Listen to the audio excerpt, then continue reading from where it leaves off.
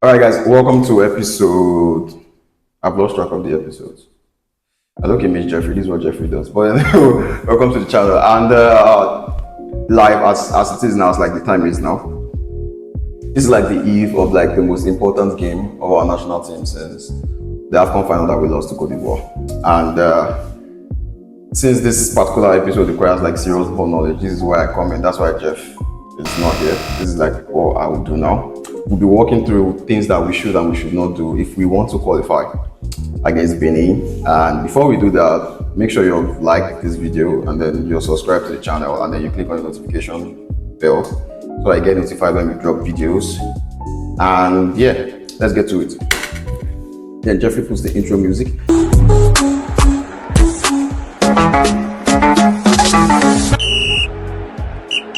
Bam, bam, bam, bam, bam, bam, bam. So if you saw on our last game against Lesotho, we managed to win. Yeah, we scrapped our way through. I mean, the influencers on Twitter and everyone you see on Twitter will be like, "Hey, we won," or "Cement this, that." No, we scrapped our way through. That's the simple truth. And we've been scrapping our way through all throughout this group stage. Like the fact that we even have an opportunity to qualify is based on the fact that CAF did deducted points from South Africa, and then we just always seem to find a way. But then this cannot work, especially in this kind of game. And honestly, like in my own honest opinion, yeah, I feel like we don't deserve a spot to the World Cup. But then let it just be that we are in, because obviously we have like the best squad in Africa, and in terms of transfer worth, we have like we should be top 15 in the world in terms of the worth, in terms of transfer net worth of our players. So I feel like if anything, and then we have Nigeria as Nigeria, we should be in that World Cup. So I would say we should, but in my own honest opinion, we do not deserve it. But let's say we scam it, or we eventually, peradventure, I don't know what that English word, perhaps, I don't know what that English word to use, we get it there. We cannot keep playing like this. The game against Lesotho was in the sense that it's Lesotho, number one. Many of them are not really pro footballers like that. They are all probably local leagues or third division European or fourth division European, so they are not really experienced like that. And then we on our own hand are causing the problem. If we want to win against Benin, he cannot, that's Eric Chelle, you cannot keep playing like, you can't keep playing through the middle. Our potency is on the wing. We have Lukman, we have Chukwueze, we have Mofi in the squad that can play on the wing. Use these wingers, because we have Iwobi too that plays on the wing and Fulham. I don't know if this guy doesn't even watch like Fulham. Even way back at Arsene Wenger's Arsenal, like Iwobi has been on the wing. When he was at Everton, he was on the wing, and now in Fulham, he's at the wing. He literally benches Traore on that wing spot. So I don't see how you play a left-sided midfielder or like a proper winger as a creative midfielder. That makes no sense. That's something Amorim does with Fernandez and Jeffrey shouting him. But then we allow that with Chelsea.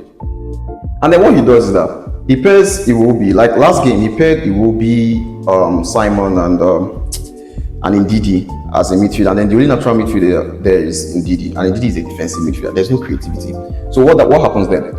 The only thing that we have to do is to be launching inshallah balls forward, and then Osimhen has to chase that down. And given the quality of our sport, we cannot keep doing that. That makes no sense. That Ekong is launching balls all the way from the back, and then you have Osimhen, and then you start Osimhen and Arukudari. It's like starting Strand Larsen and Haaland in one lineup. That makes no sense, because where is the space? Both of them are going to be waiting for the same balls. You're committing 2 men forward, then you have 8 more men to create chances. And then out of that 8 more men, 4 men are defending. 1 is pivoting, and then who else? Who is going to create those chances? It doesn't make any sense. If we were supposed to win, we have 2 midfielders in camp, like 2 pure midfielders in camp. That's Onyeka and Ndidi, since Raphael is injured.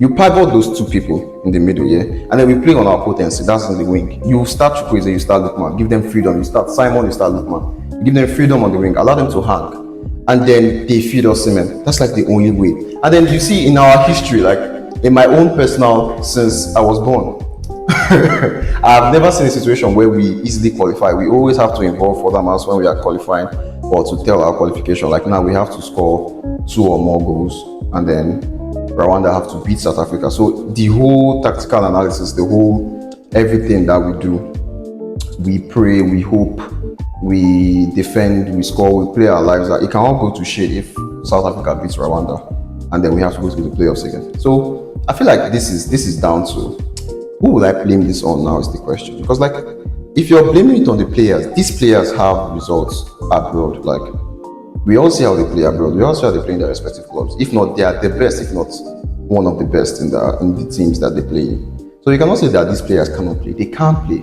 But I feel like the system that we are playing them in, that's number one. I feel like if we are to even make it through here, I feel like we don't go to the World Cup with Chile. Like, fine, thank you very much for qualifying us since 20 Russia 2018. We've not been at the World Cup. Thank you very much. You've done your work. Leave. Who to replace? I don't know. But then I feel like you cannot give Chile the responsibility of the Nigerian national team. It's like giving who will I call now? This guy. I'm looking for like a French coach.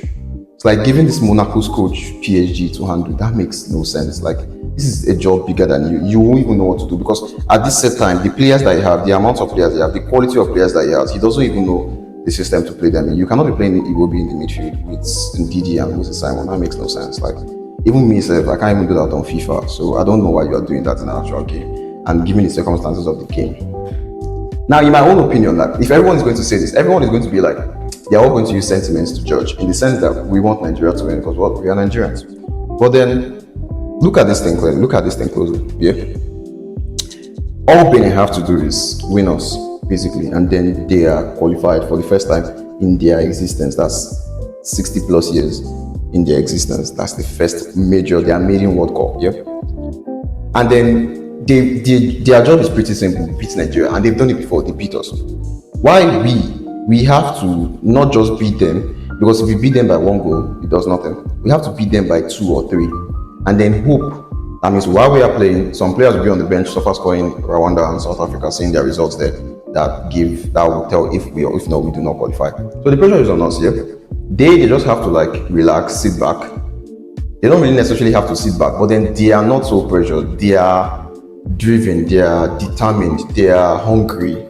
We are pressured, they are hungry, because this is like the best shot they've had in their history. They just have to beat Nigeria, and Nigeria, giving Nigeria, we are vulnerable. We nearly bottled it against Lesotho. We've been drawing. Rwanda, it's 1-0 scrap. Every single thing will be scrappy, despite the team we have. So we are vulnerable. And like, credit to the football gods, like the god of football, the way he arranged or she arranged this is crazy. Not only are we neighboring countries, our ex-coach is their current coach, so it's like it's properly set up to either be a very big slap on our face, or we manage, or we just pull through. But anyways, in all ways, it's going to be like exciting competition. I can't say, because logic is telling me that we are not going to make the World Cup, but emotion is hoping that we do. And I don't know who to pick than to wait till tomorrow and see. But in my honest opinion, you cannot be using, we are not strong in the middle, and that's the simple truth. We do not have an actual creative midfielder in that team now. We only have defensive midfielders. Even if Onyedika comes back, Onyedika is a defensive midfielder. Oyeka is a defensive midfielder. Ndidi is a defensive midfielder. All of these people are defensive midfielders. You pivot them, and then you play on the wings. That's the only reasonable thing you do with this team. But I don't see why you're playing Iwobi in the middle. And then Iwobi gets slandered on Twitter, and it's like, he doesn't know how to play. When he does, I mean, he balls at Fulham. It was Everton's player of the season the last season at Everton was their player of the season. So I don't see how this same person is shit here and then it's good here if it's not the system he's playing in here. That's like the only reasonable thing. I just feel like you cannot keep playing. You cannot keep playing. But then in a few hours, I think by this time tomorrow we'll know our fate. If not, we are not going to go. And this is like our best generation, honestly. Like, I don't see us making tournaments again. Like, this is like the best Nigeria that will ever come out. This is like our golden generation. And for our golden generation not to see a World Cup, it's crazy. And I don't even know who to blame. You see Twitter people blaming the NFF, the coaches, the whatever. I don't even know where to even start from. But I feel like if we do not make it, because like, look at I think only Ekong and Iwobi have played in the World Cup, and Ndidi, I think, in that team. Osimhen is yet to play in the World Cup. Chukwueze is yet to play in the World Cup. Lookman, Calvin Bassey, Aina, Nwabali, all of them, they are Akol Adams, Boniface, they are yet to debut in the World Cup. And then they are 25, 26, 27, 24. 4 more years later, most of them are 30s, most of them are in their prime, and what are the odds that we qualify? So I don't know, I think it's like do or die for us. I feel like we should do everything we can and just scrap it. I think it's like Spurs, like take Spurs season last season. Like, they had a horrible season, like in the Premier League. They finished 17th and everything. It was so horrible, it was bad. But then everything seemed to be forgotten when they won the Europa League. So let's just scrap our way through, get that World Cup ticket, and then everyone will forget the matches against Benin, Rwanda, Zimbabwe, all of them. We'll overlook it, and then we set our sights for like USA 2026, and then we'll see. Let me know in the comments what you guys think, how we should play. The lineup should start. My ideal lineup would be like Nwambali in goal, obviously. Even if he nearly cost us the game last week, I feel like he's like our best shot now. Nwambali in goal. Ekong and Bassi, yeah. Ekong and Bassi are like Ekong for the experience and Bassi for like, for me, Bassi makes top 5 defenders in the Premier League. Top defender. And then you have I think that Bruno Yemachi at that side, and they started Sanusi, I think, but then I think Bruno Yemachi, given how good he is. And then the format, the back line is okay. I feel like there's no problem with the back line. The back line are really, really solid. And then in the middle, I would start Onyeka and Ndidi, pivot Onyeka and Ndidi, and let it be like that. Then, as these two are pivots, I will play Iwobi as a 10. That way he's closer to goal. I play him free roll, basically. That's what he was playing on that role. You free roll Iwobi. That way he's free to move to the left, he's free to move to the right, he's free to play as a second striker. That's like where he gives him the freedom. You are not tightening him in the middle, and then you are not. He's a free player. He's a player that likes to move. So you put him as a 10 in the middle, and then you flank Lookman and Chukwueze, because these are what they do. They are ethical wingers, and then you start Osimhen up front. I feel like if with this lineup and then with the rules that you give these players, you allow the players to play their natural rules, not rules that you force them to, like play Moses Simon in the middle or playing Iwobi in the middle. You free these people. I feel like we should get the result, because it's still Benin. Like they didn't recruit any big player. Their best player is a 32-year-old striker playing in, I think, Angers or something, Steve Mounier. So it's still Benin at the end of the day. They are just really good. They're just a collective team. They are really good as a collective team. But at the same time, it's still Benin. If we get our stuff together, yeah, and then we play to our strengths, I feel like it should not even be debate who will win. I just feel like it's just how bad we are now. It's just how bad we are as a team, not as players, as a team. But I feel like if that is able to be sorted out and then we scam our way through the World Cup, everyone will forget how we scam. The thing is that when you win, everyone forgets how you won. The most important thing is that you win. And then even if we still do not get to the round of 16 in the World Cup, I feel like it would be great for like the country as a whole, given like Nigeria is like a really footballing country, really, really big footballing country. And then the players that are abroad, they get their World Cup stage and everything, because they're already known outside the country. They ask themselves, why are these players not playing the World Cup, Then get their World Cup debuts, that World Cup feeling, and then we see how it goes. I feel like I can't even give it like a predicted score, and I don't know why. There's this constant battle between logic and heart. So, but I do hope. I'll just put that in this form. I do hope we win. I do hope we qualify. I feel like to do us more good than bad that we qualify. And then, yeah, we then change the coach, change the system, refresh everything, and go into 2026 like a proper. I mean, Morocco has already put Africa on the line. Like, everyone's already aware of what Africa can do, seeing what Morocco did in 2022 at Qatar. So, and many African countries will be vying to, work like do more than that. I mean, South Senegal, Egypt, Algeria, Morocco. Do you understand? So these countries, they've qualified, they've done their qualification, they've done everything. And then we also have Ghana that just qualified. So imagine, bro, we should qualify. We should. I hope we qualify, because it's not even going to be funny on us. We, the players, everyone, Nigeria as a whole, it's not going to be funny for us. But credit to Benin at the same time too. Like, no one would have thought that they will make it. Like, they will make it this far. Like, it's now like a battle, because when you saw this group, when they did the poll, you think, oh, easy wins for South Africa and Nigeria. But then Benin really brought to fight to everyone, and they've put everyone, like,